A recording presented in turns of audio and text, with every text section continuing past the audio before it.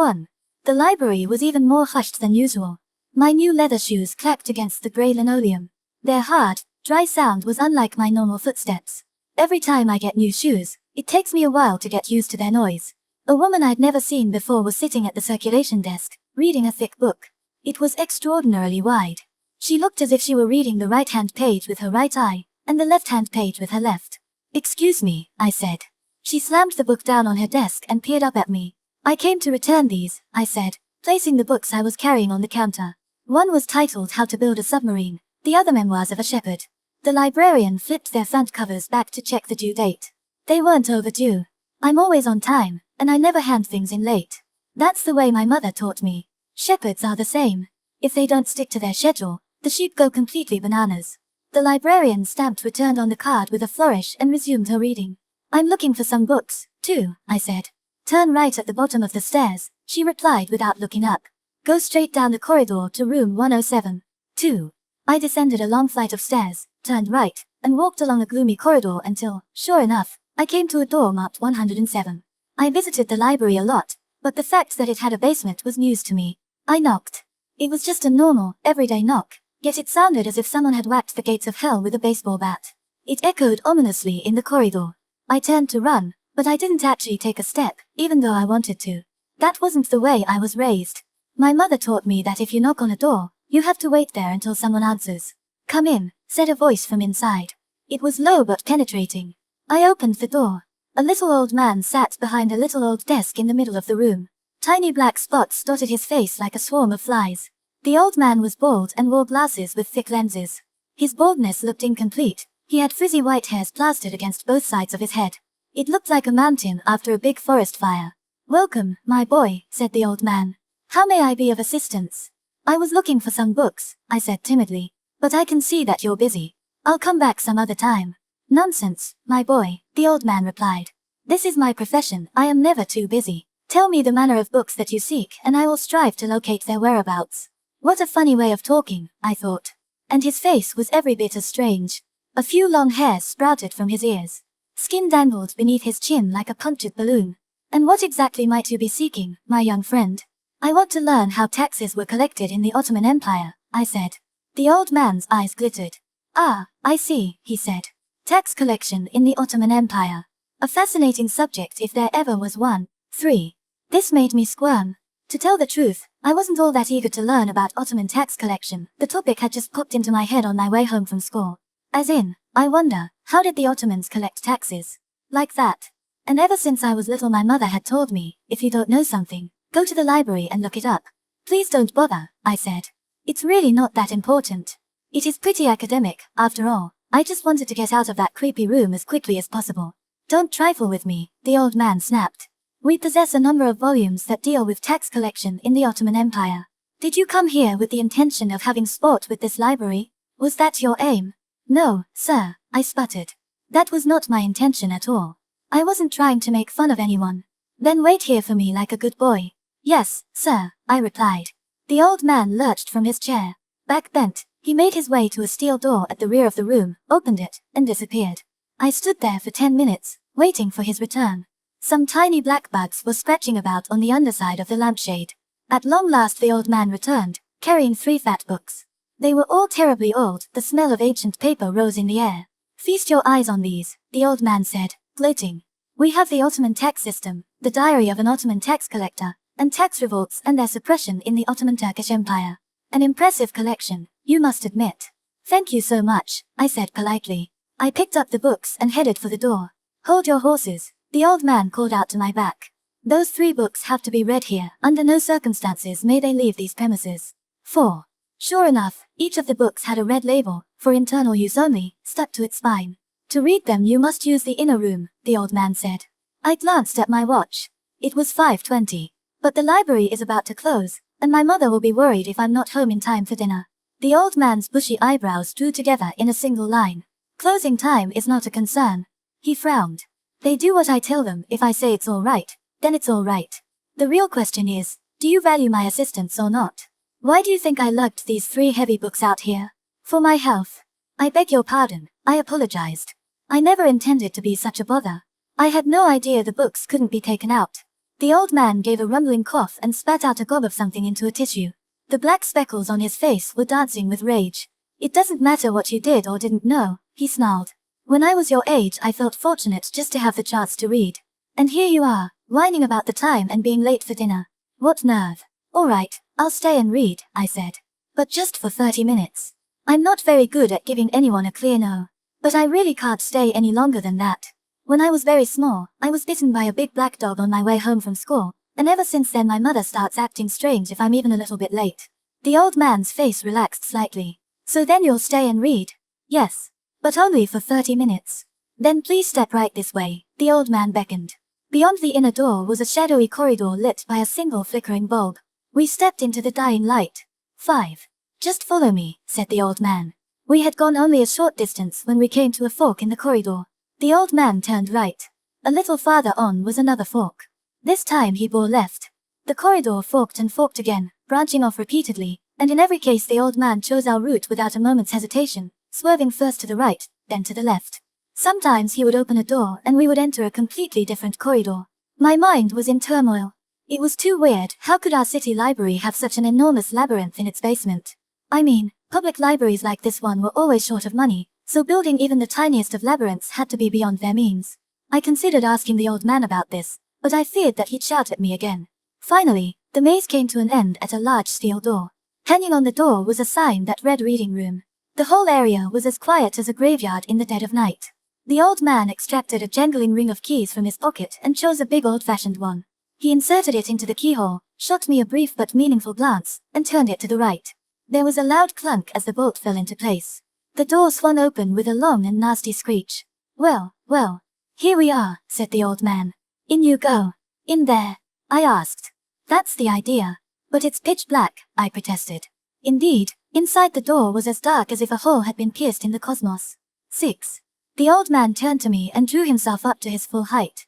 Now, suddenly, he was big. The eyes beneath the bushy eyebrows flashed like a goat's eyes at twilight. Are you the sort of boy who finds fault with every little thing, however trivial? No, sir. I'm not like that at all. But it seems to me that... Enough of your prattle, the old man said. I cannot abide people who conjure up a raft of excuses, disparaging the efforts of those who have gone out of their way to help them. Such people are common trash. Please forgive me, I apologized. I'll go in. Why do I act like this, agreeing when I really disagree, letting people force me to do things I don't want to do? There's a stairway right on the other side of this door, the old man said. Hold tight to the railing so you don't take a tumble. I went in first, inching my way along. When the old man closed the door behind us, all went completely dark. I could hear the click as he turned the lock. Why did you lock the door? Those are the rules. It must stay locked at all times. What could I do? I began my descent. It was a very long staircase. Long enough, it seemed, to reach Brazil. The handrail was flaky with rust. Not a ray of light anywhere. Finally, we reached the bottom of the staircase. I could see a glimmer farther in, just a feeble glow, really, but still strong enough to make my eyes hurt after the long darkness. Someone approached me from the back of the room and took my hand. A small man clad in the skin of a sheep. Hey, thanks for coming, the sheep man said. Good afternoon, I replied. 7. It was a real sheepskin, and it covered every inch of the sheep man's body. There was an opening for the face, however, through which peeped a friendly pair of eyes. The costume suited him well. The sheep man looked at me for a moment, then his eyes shifted to the 3 books in my hand. Holy moly, you came here to read, for real? That's right, I answered. You mean you really and truly came to read those books? There was something strange about the sheep man's way of speaking. I found myself at a loss for words. Come on, out with it, the old man demanded. You came here to read, is that not a fact? Give him a straight answer. Yes. I came here to read. You heard him, the old man crowed. But, sir, said the sheep man. He's only a kid. Silence, thundered the old man. He drew a willow switch from his back pocket and whipped the sheep man across his face. Take him to the reading room now. The sheep man looked troubled, but he took my hand anyway. The switch had left a red welt next to his lip. Okay, let's get going. Where? To the reading room. You came to read those books, didn't you? The sheep man led me down a narrow hallway. The old man followed close behind us. There was a short tail attached to the back of the sheep man's outfit that bounced from side to side with each step, like a pendulum. Well, said the sheep man, when we reached the end of the hallway. Here we are. Just a minute, Mr. Sheep Man, I said. Is this by any chance a jail cell? Sure is, he replied. You hit the nail on the head, said the old man. 8. This isn't what you told me, I said to the old man.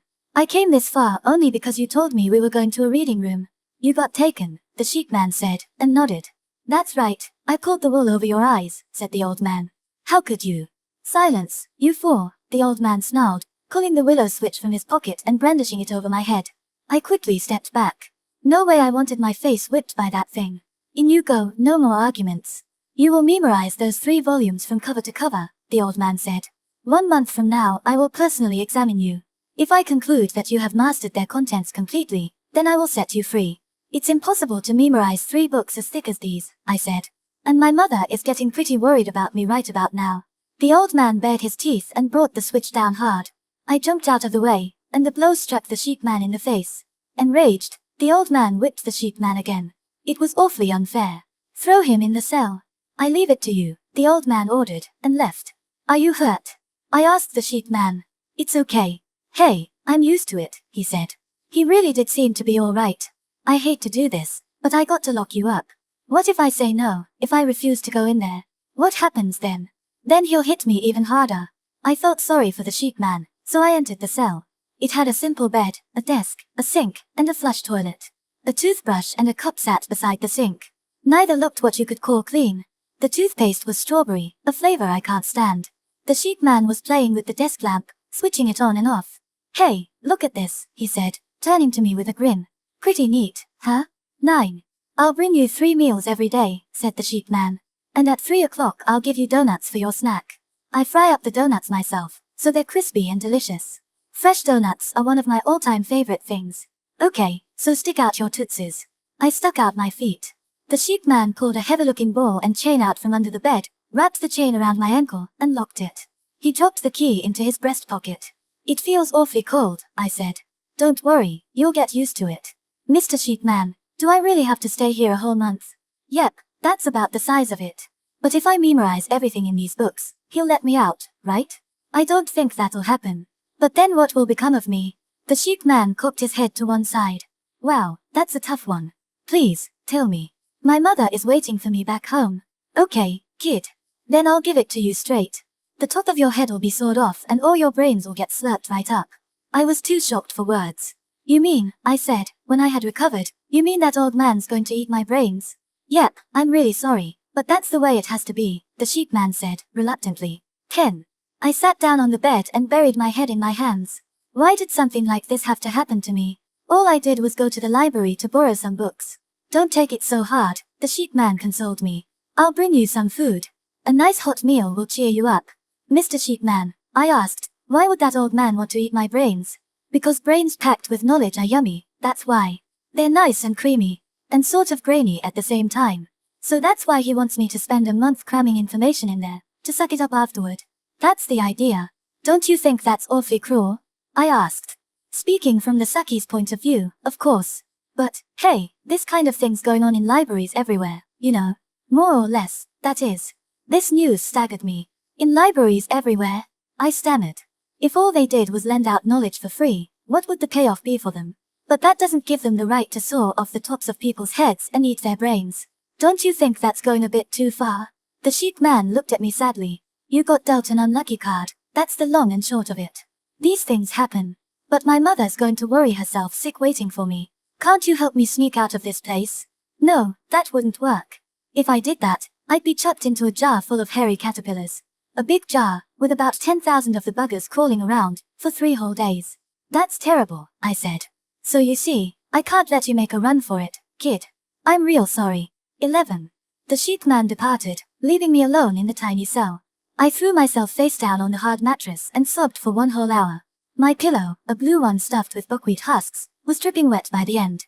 The metal ball chained to my ankle weighed a ton. When I checked my watch, it was exactly 6:30. My mother would be preparing dinner and waiting for my return. I could see her pacing the kitchen floor, her eyes fixed on the hands of the clock.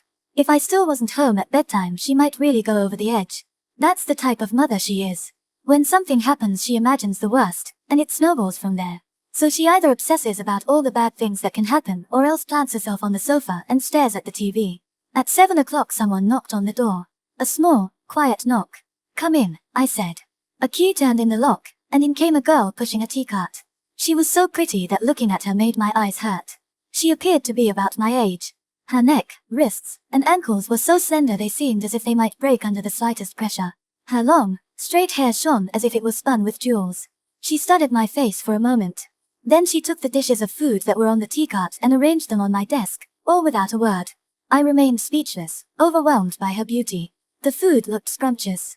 There was piping hot sea urchin soup and grilled Spanish mackerel, with sour cream, white asparagus with sesame seed dressing, a lettuce and cucumber salad, and a warm roll with a pat of butter. There was also a big glass of grape juice. When she finished laying it out, the girl turned and spoke to me with her hands. Now wipe away your tears. It's time to eat. 12. Don't you have a voice? I asked her. No, I don't. My vocal cords were destroyed when I was little. Destroyed? I cried in surprise. By whom? She didn't answer. Instead, she smiled sweetly. It was a smile so radiant that the air seemed to thin around it. Please understand, she said. The sheep man isn't bad. He has a kind heart. But the old man terrifies him. I understand, I said. But still. She drew near me and placed her hand on mine. It was a small, soft hand. I thought my heart might break in two. Eat it while it's hot, she said. Hot food will give you strength. She opened the door and left the room, pushing the teacart in front of her. Her movements were as quick and light as a May breeze. The food was delicious, but I could get only half of it down. If I didn't make it home, the worry might drive my mother to another breakdown. She would probably forget to feed my pet starling, and it would starve to death. Yet how could I escape? A heavy ball and chain was attached to my ankle, and the door was locked. Even if I managed to open the door, could I make it through that long maze of corridors? I sighed and started to cry again. But curling up in bed and sniveling wasn't going to help, so I pulled myself together and finished my meal. 13. I decided the best thing I could do was sit at the desk and read. If I was going to find a way to escape, first I'd have to put my enemy off his guard. That meant pretending to follow his orders. I figured that wouldn't be so hard. After all, I was the type of boy who naturally followed orders. I picked up the diary of an Ottoman tax collector and began to read. The book was written in classical Turkish, yet, strangely, I found it easy to understand. Not only that, but each page stuck in my memory, word for word. For some reason or other, my brain was sopping up everything that I read. As I flipped the pages, I became the Turkish tax collector Ibn Ahmet Hayza, who walked the streets of Istanbul with a scimitar at his waist, collecting taxes. The air was filled with the scent of fruit and chickens, tobacco and coffee. It hung heavily over the city, like a stagnant river. Hawkers squatted along the streets, shouting out their wares, dates, Turkish oranges, and the like. Hayza was a quiet, relaxed sort of fellow, with 3 wives and 6 children. He also had a pet parakeet every bit as cute as my starling. A little after 9 o'clock, the sheep man showed up at my door with cocoa and cookies. Well, aren't you something, he said. But, hey, how about taking a break for some hot cocoa? I put down the book and helped myself to the cocoa and cookies. Hey, Mr. Sheep Man, I said. Who was the pretty girl that came by a while ago? Come again. What pretty girl? The one who brought me dinner. That's weird, the sheep man said with a quizzical look. I brought you dinner. You were lying on your bed, sobbing in your sleep. And as you can see, I'm no pretty girl, just a sheep man. Could I have been dreaming? 14. Yet the very next evening, the mystery girl showed up again. This time she brought Toulouse sausage with potato salad, stuffed snapper, radish sprout salad, a large croissant, and black tea sweetened with honey. Just looking at all of it made me hungry. Take your time. Be sure to eat everything. The girl said with her hands. Please, tell me who you are, I said. I am me, that's all. But the sheep man said you didn't exist. And besides, the girl raised a finger to her tiny lips. I held my tongue. The sheep man has his world. I have mine. And you have yours, too. Am I right? That you are. So just because I don't exist in the sheep man's world, it doesn't mean that I don't exist at all. I get it, I said. Our worlds are all jumbled together, your world, my world, the sheep man's world. Sometimes they overlap and sometimes they don't. That's what you mean, right? She gave 2 small nods. I'm not a complete idiot. But my mind got scrambled when that big black dog bit me, and it hasn't been quite right since. The girl perched on the bed and watched as I sat at the desk and ate my dinner. Her small hands were clasped primly on her knees. She looked like a delicate glass figurine absorbing the rays of the morning sun. 15. I'd really like to introduce you to my mother and my pet starling, I said to the girl. My starling is so smart, and very cute. The girl tilted her head just a bit to one side. My mother's nice, too. But she worries about me too much. That's because a dog bit me when I was little. What kind of dog? A big black one. It had a leather collar studded with jewels, and green eyes, and huge legs, and 6 claws on each paw. The tips of its ears were split in 2, and its nose was reddish-brown, like it was sunburned. Have you ever been bitten by a dog? No, I haven't, said the girl. Now forget about the dog and finish your dinner. I stopped talking and finished my meal. Then I drank the honeyed tea. That made me nice and warm. I've got to escape from this place, I said. My mother's worried, and my starling will starve if I don't feed her. Will you take me with you? Of course, I replied. But I'm not sure if I can make it out. I've got an iron ball chained to my ankle, and the corridor is a labyrinth. And the sheep man will receive a horrible punishment when the old man discovers I'm gone. For letting me get away. We can take the sheep man with us. The 3 of us can escape together. Do you think he'll join us? The girl gave me a bright smile. Then, just like the previous evening, she slipped nimbly through the crack in the barely open door and was gone. 16. I was reading at my desk when I heard the sound of the lock turning, and the sheep man entered with a tray of donuts and lemonade. Here are the donuts I promised you earlier, straight from the pan. Thank you, Mr. Sheep Man. I shut the book and took a quick bite of one of the donuts. It was absolutely delicious, crispy on the outside, the inside so soft it melted in my mouth. This is the best donut I've ever eaten, I said. I just finished frying them up, said the sheep man. I make them from scratch, you know. I bet if you opened a donut shop, it'd be a big hit. Yeah, I've thought about that myself. How great that'd be. I know you could do it. But who would like me enough to come to my shop? I dress funny, and then there's my teeth. I don't look after them very well. I'll help you, I said. I'll sell the donuts, and talk to the customers, and handle the money and the advertising. I'll even do the dishes. All you have to do is work in the back making donuts. I'll even teach you how to brush your teeth. That would be terrific, said the sheep man.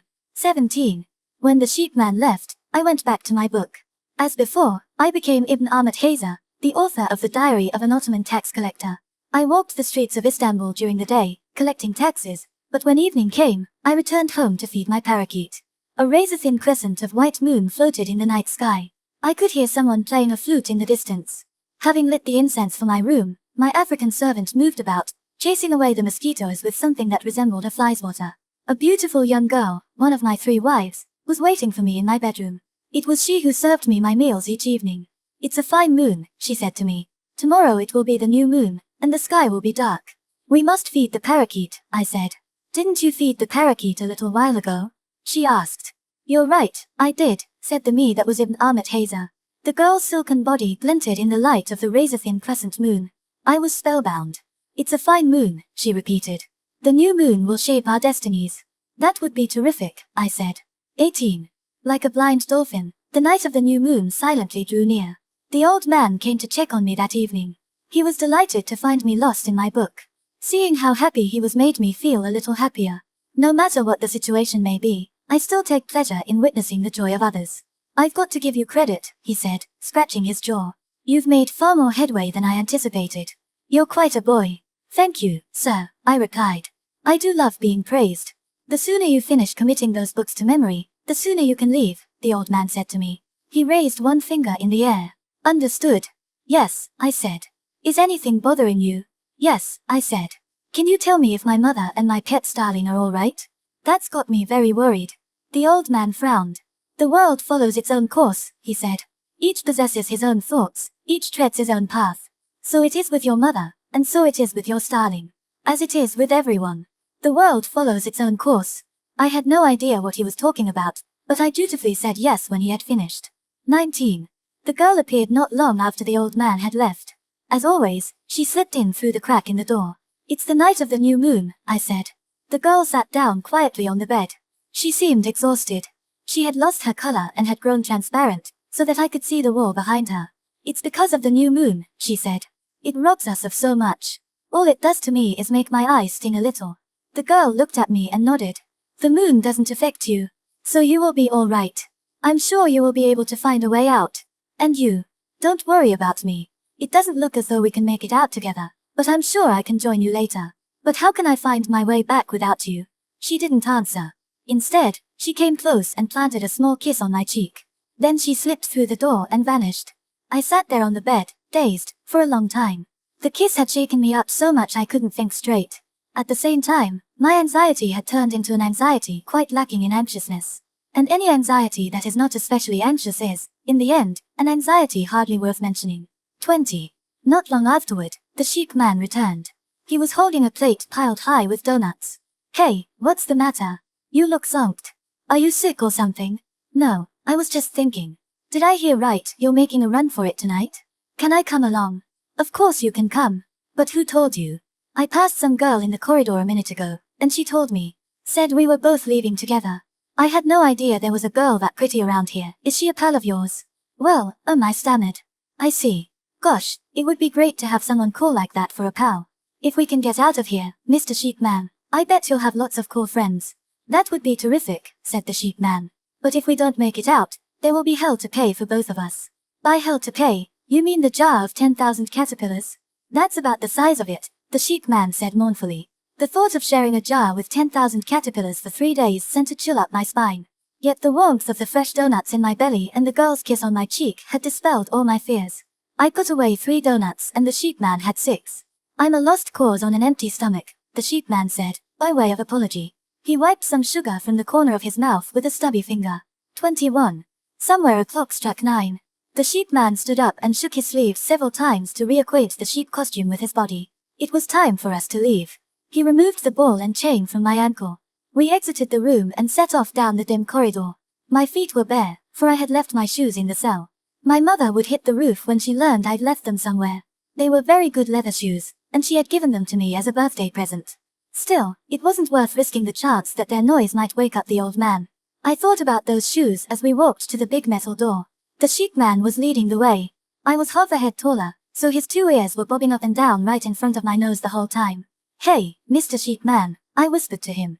What? He whispered back. How good is the old man's hearing? Tonight's the new moon, so he'll be fast asleep in his room. But he's a sharp cookie, as you've seen. So you'd best forget those shoes. Shoes you can replace, but you can't replace your brains or your life. You're right about that, Mr. Sheep Man. If he wakes up and comes after me with that willow switch, it's curtains. I'm no good to you then. When he whips me, I'm helpless, it's like I become his slave. Does the switch have some special power?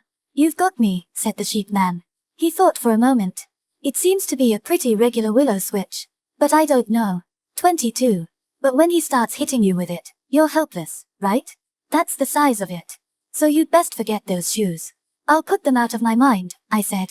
We walked a little farther down the long corridor without speaking. Hey, said the sheep man. What is it? You forgot the shoes, didn't you? Yes, I've forgotten them, I replied. Thanks to his question, however, the shoes that I had managed to forget walked right back into my mind. The staircase was cold and slippery, the front edges of the stone steps worn round with use. Every so often I stepped on what felt like a bug. When you're climbing barefoot in the pitch dark, that's not a great feeling. Sometimes the thing was soft and squishy, sometimes it crunched. Darn, I thought, I should have worn those shoes after all. At long last we reached the top of the staircase and arrived at the metal door. The sheep man pulled a large ring of keys from his pocket. Got to do this quietly. Don't want to wake up the old man. That's right, I said. He inserted a key and turned it to the left. There was a loud ka-chunk, and the door opened with a long screech. Nothing quiet about it at all. From here on it's a really complicated maze, I said. You're right, said the sheep man. There is a maze, now that I think of it. Can't remember it too well, but we'll figure something out. Hearing that made me a little uneasy. The tricky thing about mazes is that you don't know if you've chosen the right path until the very end. If it turns out you were wrong, it's usually too late to go back and start again. That's the problem with mazes. 23. As I expected, the sheep man had to try a number of routes and retreat a number of times. Yet I could feel that, somehow, we were getting closer and closer to our destination. Sometimes he would stop to run his finger along the wall and lick it with a look of great concentration. Or squat to press his ear against the floor. Or converse in undertones with the spiders who built their webs along the ceiling. Faced with intersecting paths, he might spin in place, like a whirlwind, before choosing which one he would take. Such was the manner in which the sheep man recalled the route through the maze. A far cry from the way most people would remember. All the while, time marched on. Dawn was drawing near, and the pitch-black night of the new moon seemed to be softening bit by bit. The sheep man and I hurried along. We knew we had to reach the last door before daylight. Otherwise, the old man would wake to find us gone and would set off in pursuit. Think we can make it? I asked. Yeah, it's looking good. From here on out, it's a piece of cake. It was clear that the sheep man knew the rest of the way. We raced down the corridors, turning first one way, then the other, without pause. Finally, the last corridor lay dead ahead. We could see a door at the end, and light leaking through its cracks. "See, I told you," the sheepman said proudly. "I had it figured out all along. All we have to do now is go through this door. Then you and I will be free." Asterisk. He opened the door and there was the old man, waiting for us. 24. It was the same room where I had first met him. Room 107, in the basement of the library. He sat there in front of his desk, his eyes fixed on me. Next to the old man sat a big black dog. A dog with green eyes and a jewel-encrusted collar.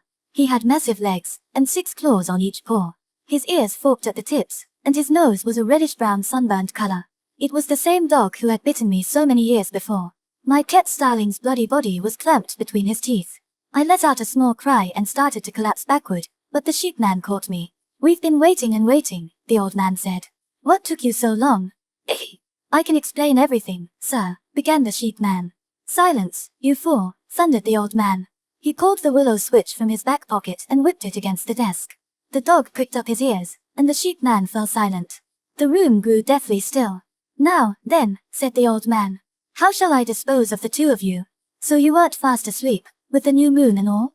I asked timidly. "You're a cheeky one, aren't you?" the old man sneered.